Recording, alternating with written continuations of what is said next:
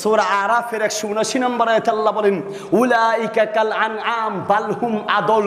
কিছু মানুষ আছে দেখতে মানুষের মতো হলেও ওরা পশুর চাইতেও খারাপ, ওরা কুকুর শিকারের চেয়েও খারাপ।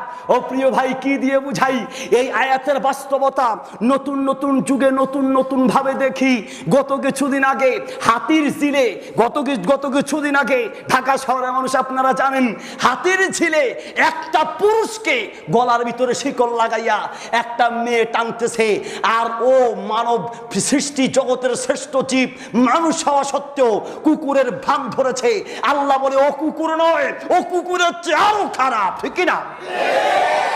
একটা কুকুরকে যদি স্বাধীনতা দেওয়া হয়, তুমি মানুষ হইবা না কুকুর হইবা, তাহলে ও কি হবে? কি হতে চাইবে? মানুষ হইতে চাইবি।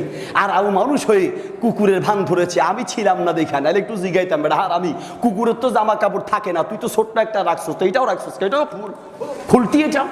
কুত্তার ভান যত ধরছো ভালো করে ধরতি, যদি পুরা সব খুলতি তোই দেখতিম মায়ের উপরে ওষুধ নাই, তখন হাতির ঝিলেই শুরু হয়ে যেত, ঠিক কিনা? এগুলো আমাদের দেশের যুবকদের চরিত্র নষ্ট করছে।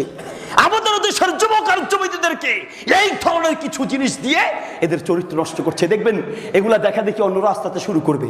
কিছু হইলেই এর কি জন্য করলো, কেন করলো, কি কারণে করলো, তার কোনো ইয়ত্তা পাওয়া যায় না। সবার তো বন্ধুগণ, বলছিলাম উলাইকা কাল আনআম বাল হুম আদল।